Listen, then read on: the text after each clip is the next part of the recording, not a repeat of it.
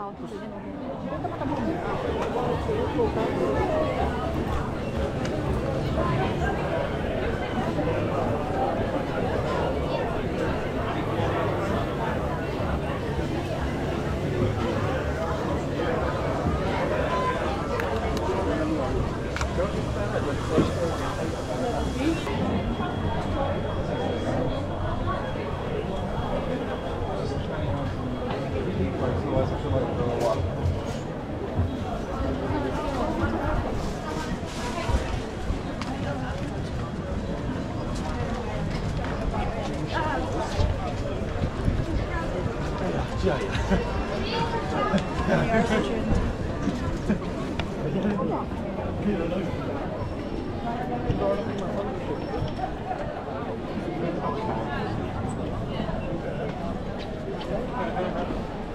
Tingnan nyo na lang guys sa mga paligid na makukunan ko kung ano yung nakikita natin dito sa aking pag-video o kaya pag-vlog. Yan yung makikita nyo dito dahil yung ginagawa ko 360. Kung pwede lang ikutin natin yung camera natin para makakakuha tayo ng mga vlog, mga video dito.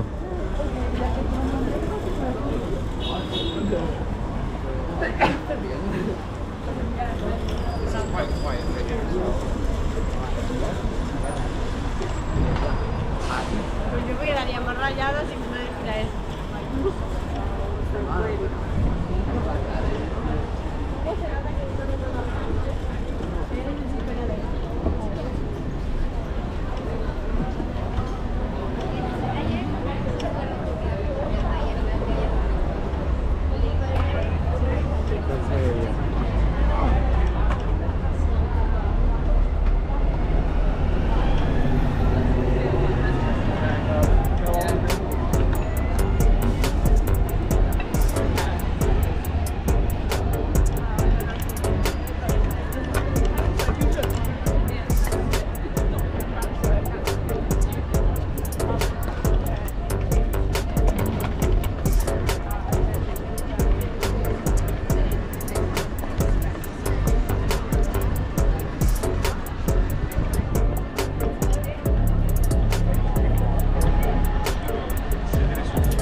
Tunay na gandaan talaga ako sa lugar na to, napakaganda.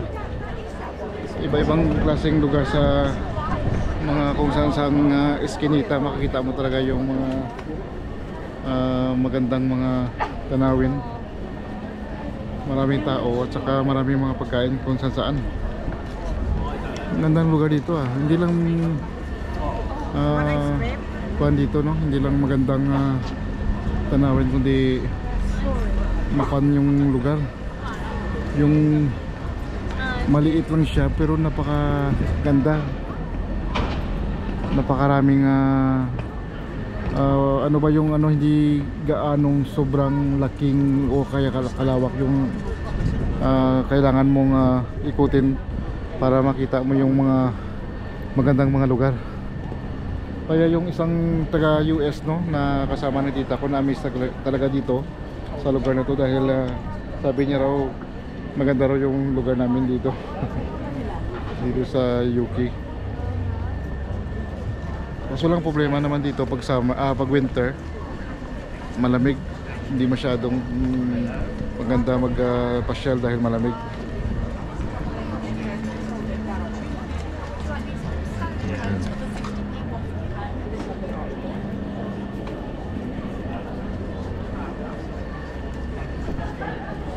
Ice cream. What flavor is that? This is vanilla. Vanilla. Oh, I love vanilla. Ano mo? Vanilla naman? Vanilla. So 2 vanilla please and 1 salted caramel.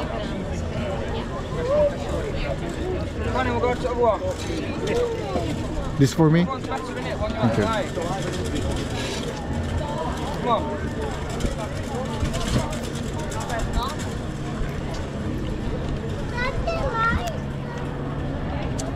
Nice guys.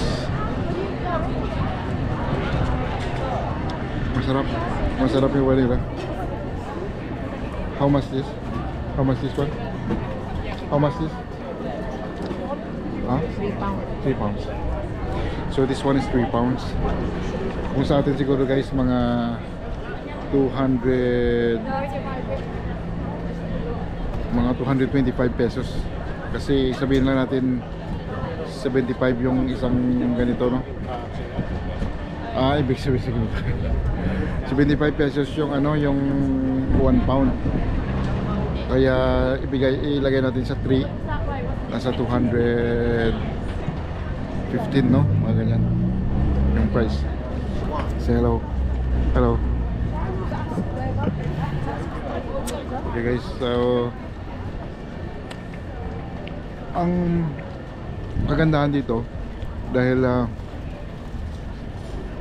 pag dito ka sa mga tourist destination, napakaganda dahil maraming iba-ibang lahi dito. Mapapansin mo puro puti sila, pero hindi yan taga dito. Mga iba taga Switzerland, taga Amerika, Canada, o kaya iba't ibang parte ng Europe like Hungary, Spain, o kaya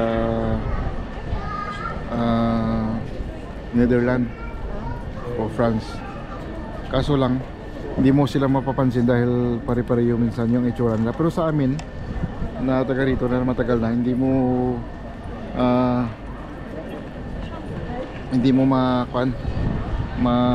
malaman kagad namin, ma-distinguish talaga namin, o kaya ma-recognize kagad namin na kung taga saan sila dahil sa hugis ng itsura nila kahit puti sila. Pero pag mga Asian, o katulad din natin, ibig sabihin mga Asian, pag makita natin, malaman natin kung Korean sila or Japanese sila o yung Thai at saka yung mga Thailander o kaya mga Indonesian, din natin masyadong malaman pala kung taga Pilipinas sila dahil siyempre yung itsura nila parang magkapareho lang tayo. Pero yung pag nagsalita na sila, diyan mo malaman talaga kung saan sila o kaya hindi sila Pinoy. O katulad din sa kanila, kahit sabihin mo magkapareho yung itsura nila, pero minsan akalain mo parang taga o kaya British sila, pero hindi pala. Pag nagsalita sila, malaman mo dahil sa paggamit nila ng English o kaya yung kanila, yung kanilang accent iba.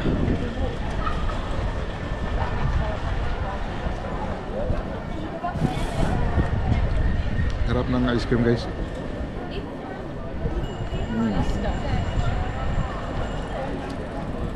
Pero siyempre iba pa rin yung ice cream natin sa Pilipinas. Mas masarap yung sa Pilipinas. Wala to yung ice cream kahit sa ibang bansa, sa iba-ibang lugar sa Europe, hindi talaga maano yung lasa ng ice cream natin sa Pilipinas.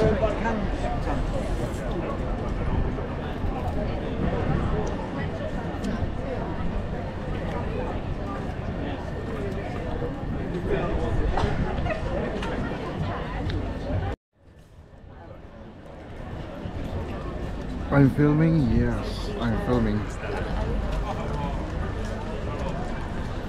Alright guys, dito tayo sa sa York pa rin. Dahil kumain lang ako ng ice cream at saka nag-counting upo lang dahil napagod rin sa kakaikot.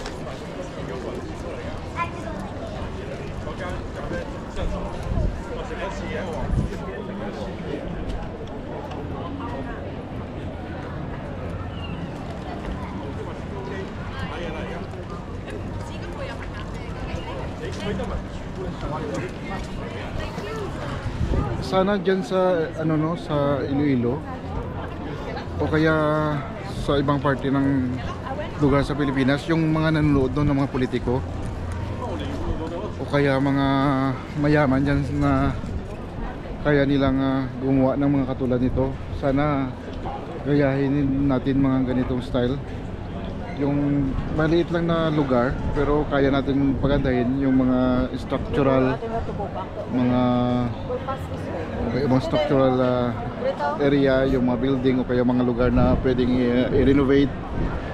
Tapos paramihan natin ng mga tinda, no, sa paligid para yung mga tourist o kaya mga lugar na ibig sabihin yung mga Pinoy na nakatira sa ibang lugar dadayo dyan, tapos titingin sa mga o kaya mamasyal sa ganyang lugar dahil ganyan ang style sa Europe, mga lugar-lugar. Example, sabihin natin na sa Marikina, maglagay dyan ng kung ano yung mga pwede nyong i-display dyan. Tapos o kung sa Iloilo naman, no, ilagay natin dyan sa may Esplanade o sa Molo o kaya sa mga haro, no, maglagay tayo ng mga lugar na maraming taong dadayo dahil maraming mga foods, street foods o kaya mga kung ano yung mga produkto ng mga isang lugar dyan o kaya province, like agriculture o kaya mga plants, fruits o ano yung pwedeng ibenta, no, na maraming pupunta. Para at least parang ganito rin kasi yung style nila dito sa UK o kaya sa ibang bansa sa Europe. Dalhin ka na ito, Nanibiang?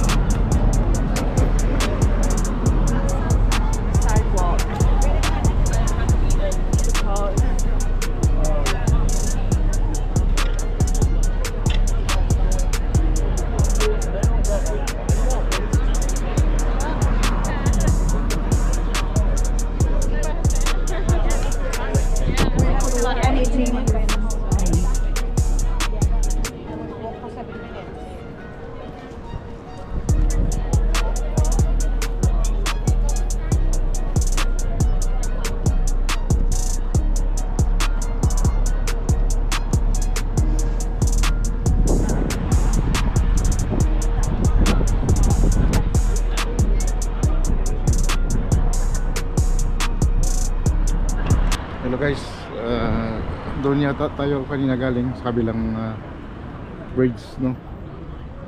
So parang umikot lang tayo dito. Pero maganda yung lugar.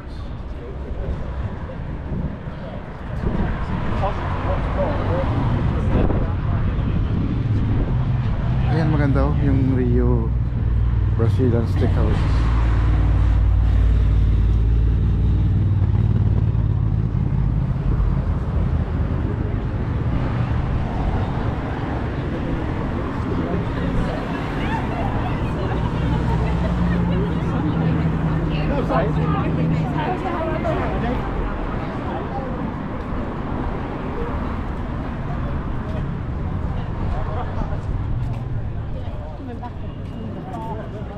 Guys,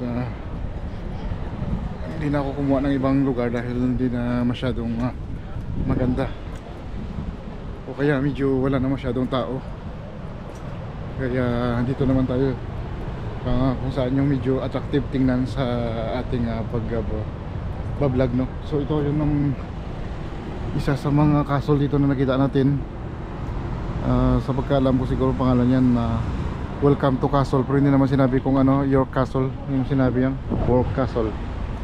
There's a tour bus. I went yesterday. Alright, Tour bus is there. that's great, that's nice. Pero tingnan nyo lang guys sa mga aking vlog yung mga castle na pinuntahan ko nung nakaraan o dati. Mas maraming magandang castle na na-vlog ko dati. Tingnan nyo lang sa mga ibang vlog ko. Sabihin mo lang o kaya search mo lang Ranger of Rangers Vlogger Castle. Ayan. Yung parang castle. Over 300 years of military heritage, telling our soldiers stories. Oh.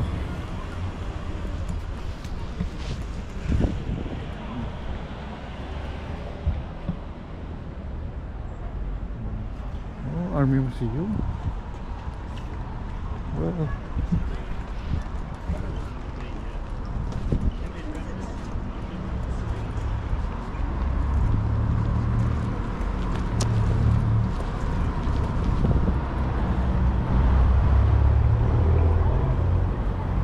Ganda ng castle na to kasi dito lang yung nila nilagay yung parang kuwan lang siya, oh. Parang nasa top lang ng hill na maliit, tapos nilagay lang sa taas. Yung purpose kasi yan ng mga castle, bakit mahilig sila maglagay sa mga matataas na lugar, dahil pag nilusob sila ng mga kalaban, mas madali nilang ma-penetrate dahil nasa taas na sila. Mas advantage yung kanilang posisyon, lalo na kung mga nag ano sila, no, gamit nila yung mga pana o kaya mga araw, no, kaya mas madali yung ano, yung kanilang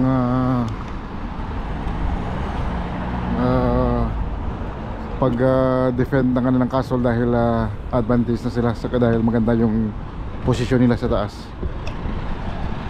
Iba nga, may mga kuwan pa yung naghuhukay pa sila dito ng mga napakalalim para hindi basta makapasok yung kuwan, yung mga kalaban. Sample may tubig dyan, diba?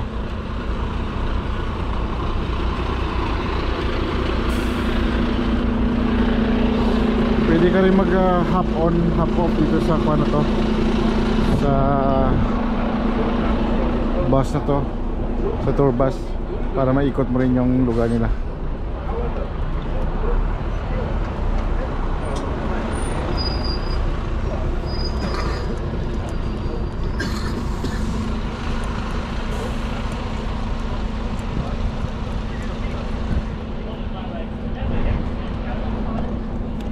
Mayroong pagpulong-pulong dito. Mostly kasi yan mga kuwan yan, mga galing yan sa tour bus, tapos pumupunta sila dito siguro para binibriefing kung ano yung mga story ng kanilang o kaya sa ganitong lugar. Ayan.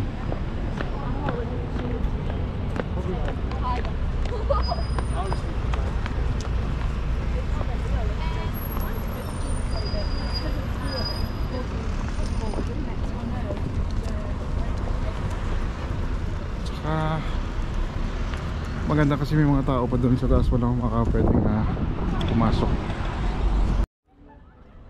Hindi ko lang alam kung may bayad dito o free. On the night of Friday, 11 some 150 Jews and Jewish of York having sought protection in the royal castle on this site from a mob incited by Richard Malibis or Malibisi and others choose to die at each other's hands rather than renounce the faith. Wow, ganda ng story to.